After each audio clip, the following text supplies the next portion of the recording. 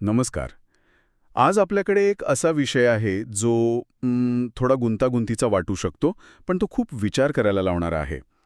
आपण एका धर्मशास्त्रीय मजकुरात खोलवर शिरणार आहोत आणि हा मजकूर बायबलच्या काही वचनांचा आधार घेऊन एका मोठ्या वैश्विक संघर्षाची गोष्ट सांगतो. या मजकुराचा जो मुख्य विषय आहे तो म्हणजे सैतानाच्या मस्तकाचा चुराडा. पण हे एखाद्या ॲक्शन फिल्मच्या कथेसारखं नाहीये.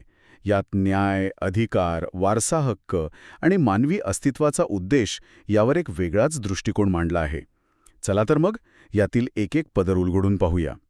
तर या कथेची सुरुवातच एका मोठ्या घोषणाने होते. असं म्हटलंय की पित्याने म्हणजे देवाने न्याय करण्याचा सगळा अधिकार पुत्राला दिला आहे, म्हणजे येशूला. याचा उल्लेख योहानच्या पुस्तकात आहे. पण याचा व्यावहारिक अर्थ काय? केवळ एक पदवी देण्यासारखा आहे का हे? नाही, हे त्यापेक्षा खूपच खोल आहे. यामागे एक मोठा उद्देश आहे. म्हणजे पित्याला जसा सन्मान मिळतो तसाच सर्वांनी पुत्राचाही सन्मान करावा, हा त्यामागचा विचार आहे. आणि पुढे असंही म्हटलंय की जो पुत्राचा सन्मान करत नाही तो त्याला पाठवणाऱ्या पित्याचाही सन्मान करत नाही. अच्छा. म्हणजे हा अधिकार केवळ एक जबाबदारी नाही, तर तो सन्मानाचा आणि देवत्वाचा पुरावा आहे. आणि याच अधिकाराच्या जोरावर येशू या जगाचा शासक म्हणजेच सैतान याचा न्याय करतो आणि त्याला बाहेर काढतो. थांबा, म्हणजे ही कल्पना पारंपरिक विचारांपेक्षा खूप वेगळी आहे. साधारणपणे आपण क्रूसाकडे पापांच्या क्षमेच्या दृष्टीने पाहतो, पण हा कायदेशीर विजय, हा दृष्टिकोन तर असं वाटते की संपूर्ण वैश्विक सत्तेच्या हस्तांतरणाची गोष्ट करतोय. तुम्ही अगदी बरोबर मुद्दा पकडला आहे. म्हणजे ही घटना फक्त मानवाच्या तारणापुरती मर्यादित नाही. किंवा आध्यात्मिक गोष्ट नाही, तर ती एक कायदेशीर घोषणा आहे. जसं कोर्टात निकाल दिला जातो तसा हा एक वैश्विक निकाल आहे की सैतानाची सत्ता आता बेकायदेशीर आहे, ती संपुष्टात आली आहे. अच्छा. हो, कोलोसायकरांस पत्रात म्हटल्याप्रमाणे येशूने सत्ता आणि अधिकार यांना निष्प्रभ केलं आणि क्रूसाद्वारे त्यांच्यावर उघडपणे विजय मिळवला. ही एक जाहीर विजय यात्रा होती असं म्हणायला हरकत नाही. ठीक आहे, म्हणजे क्रूसावर एक कायदेशीर विजय मिळाला. पण हा विजय कोणावर मिळाला? सैतानावर. आणि इथेच प्रश्न पडतो की सैतानाला हा अधिकार मुळात मिळालाच कसा?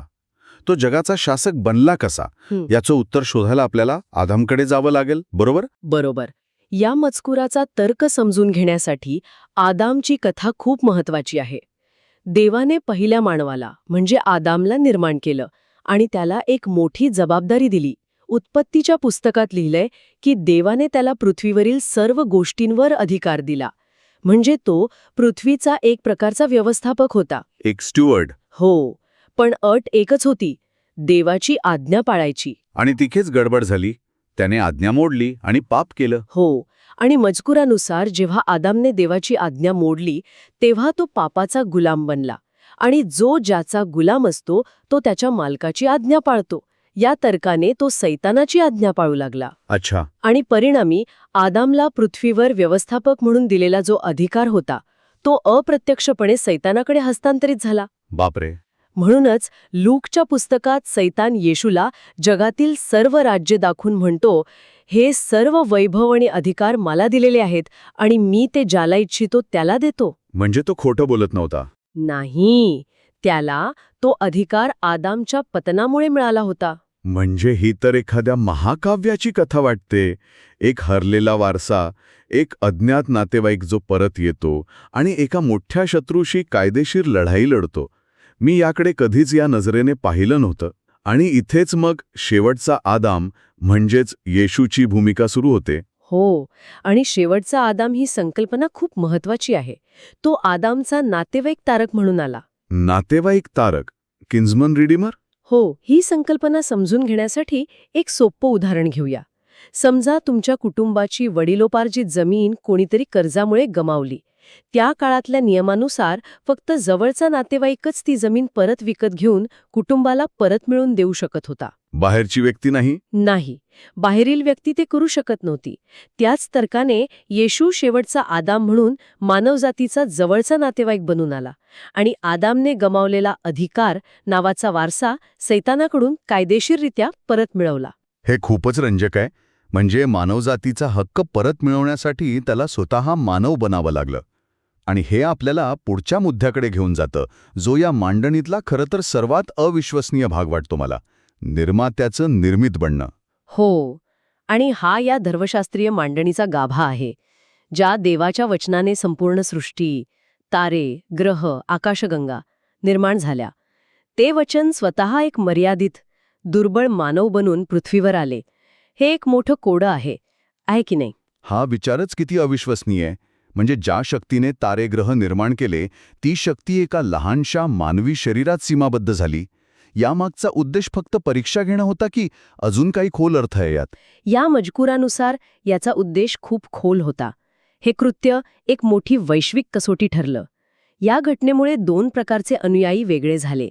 एक जे देवावर त्याच्या प्रेमामुळे विश्वास ठेवतात आणि दुसरे जे केवळ त्याच्या सामर्थ्याच्या भीतीमुळे त्याची आज्ञा पाळल्याचा ढोंग करतात. अच्छा. जेव्हा निर्माता स्वतः एक दुर्बळ निर्मित बनला, तेव्हा ज्यांना केवळ सत्तेची आणि शक्तीची भाषा कळते त्यांचा गोंधळ उडाला. म्हणजे या मजकुरानुसार देवदूतांनी देवाचं हे प्रेम पाहिलं आणि ते भारावून गेले. त्यांनी मानवरूपात आलेल्या देवाची सेवा केली. याउलट सैतानाने आणि त्याच्या अनुयायांनी त्याला ओळखलंच नाही. अगदी अचूक. त्यांना वाटलं की हा फक्त एक सामान्य माणूस आहे आणि त्यांनी त्याला क्रूसावर खेळलं. आणि स्वतःच्याच हातांनी त्यांच्या पराभवावर शिक्कामोर्तब केलं. बरोबर. थोडक्यात जे खऱ्या अर्थाने देवावर प्रेम करतात ते त्याला कोणत्याही रूपात ओळखतात आणि त्याची आज्ञा पाळतात. यामुळे क्रूस काही लोकांसाठी तारणाचा मार्ग बनला, तर ज्यांनी त्याला नाकारलं त्यांच्यासाठी तो न्यायाचा दिवस ठरला. त्यांनी स्वतःचाच न्याय केला. वाव. आणि यातून देवाच्या आज्ञांचं सत्य सिद्ध होतं की त्या केवळ सामर्थ्यावर नव्हे तर प्रेमावर आणि नीतिमत्तेवर आधारित आहेत. ठीक आहे. तर पुत्राला अधिकार मिळाला, त्याने शेवटचा आदाम म्हणून तो हक्क परत मिळवला आणि निर्मात्याने निर्मित बनून एक कसोटी पूर्ण केली. पण मग या सगळ्याचा आजच्या काळात जे येशूवर विश्वास ठेवतात त्यांच्यासाठी काय अर्थ होतो? त्यांची या मोठ्या वैश्विक नाटकात काही भूमिका आहे की ते फक्त प्रेक्षक आहेत? नाही, ते मुळीच प्रेक्षक नाहीत. उलट त्यांची भूमिका खूप महत्वाची आणि सक्रिय आहे. त्यांना या मजकुरात स्त्रीची संतान किंवा उरलेले वंशज असं म्हटलं आहे. बायबलच्या शेवटच्या पुस्तकात म्हणजे प्रकटीकरणामध्ये असा उल्लेख आहे की सैतान त्यांच्याशी लढायला जातो. का? कारण देवाच्या आज्ञा खऱ्या आहेत आणि त्या पाळल्या जाऊ शकतात हे अंतिमरित्या सिद्ध करण्याची जबाबदारी त्यांच्यावर आहे. पण हे थोडं विचित्र नाही का वाटत? म्हणजे देवाच्या आज्ञांचं सत्य सिद्ध करण्यासाठी मानवांना इतकं दुःख सोसण्याची आणि संघर्ष करण्याची गरज का आहे? देव स्वतःच ते सिद्ध नाही करू शकत का? हा खूप महत्वाचा प्रश्न आहे. या मजकुरानुसार सैतानाचा मूळ आरोप हाच होता की देव अन्यायी आहे आणि त्याच्या आज्ञा कोणीही पाळू शकत नाही, विशेषतः जेव्हा संकट येतं. तो म्हणतो की तुमची सुखसोय काढून घ्या, मग बघा हे लोक तुम्हाला कसे शाप देतात. अच्छा, म्हणजे हा त्याचा आरोप आहे? हो, तर विश्वासणारे जेव्हा मृत्यूला सामोरे जाऊनही देवाच्या आज्ञा प्रेमाने पाळतात, तेव्हा ते सैतानाच्या या आरोपाला कृतीने खोटं ठरवतात. म्हणजे त्यांचं बलिदान ही एक साक्ष बनते. हो, ती एक कायदेशीर साक्ष बनते. प्रकटीकरण पुस्तकात लिहिलं आहे की त्यांनी कोकऱ्याच्या रक्ताने आणि आपल्या साक्षीच्या शब्दाने त्याच्यावर विजय मिळवला आणि त्यांनी आपला जीव मरणापर्यंत प्रिय मानला नाही. म्हणजे त्यांचं आज्ञापालन वैश्विक न्यायालयात दिलेली एक साक्ष आहे. अगदी. जेव्हा ते असं करतात तेव्हा ते सैतानाच्या आरोपांना खोटे ठरवतात आणि देवाच्या आज्ञांना न्यायाचा अंतिम आधार म्हणून स्थापित करतात. म्हणूनच रोमच्या लोकांना लिहिलेल्या पत्रात म्हटलं आहे की संपूर्ण सृष्टी देवाची मुले प्रकट होण्याची आतुरतेने वाट पाहत आहे. कारण त्यांच्या आज्ञापालनातूनच सृष्टीला दुःखातून आणि नाशाच्या गुलामगिरीतून मुक्ती मिळेल. ही खूप मोठी आणि खरतर थोडी भीतीदायक जबाबदारी आहे. म्हणजे विश्वासणाऱ्यांचा संघर्ष हा केवळ त्यांचा वैयक्तिक प्रवास नाही, तर तो संपूर्ण सृष्टीच्या मुक्तीशी जोडलेला आहे. हे आपल्याला शेवटच्या आणि महत्त्वाच्या मुद्द्याकडे घेऊन जातं, वारसा आणि अंतिम अधिकार. निश्चितच. हा या कथेचा कळस आहे. या मजकुरात अधिकार आणि मालकी हक्कावर खूप जोर दिला आहे. इब्री लोकांना लिहिलेल्या पत्रात स्पष्ट म्हटलं आहे की पुत्र म्हणजे येशू केवळ पृथ्वीचाच नव्हे तर संपूर्ण सृष्टीचा वारस आहे. इथे एक चक्रीय पण परिपूर्ण रचना दिसते. ती कशी?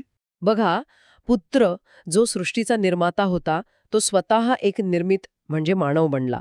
त्याने एक मानव म्हणून आज्ञापालन आणि बलिदानाने स्वतःला पात्रसिद्ध केले आणि यानंतर त्याला पित्याकडून संपूर्ण सृष्टी वारसा हक्काने मिळाली. निर्माता, निर्मित आणि मग वारस. हो, हे चक्र पूर्ण होतं. अच्छा.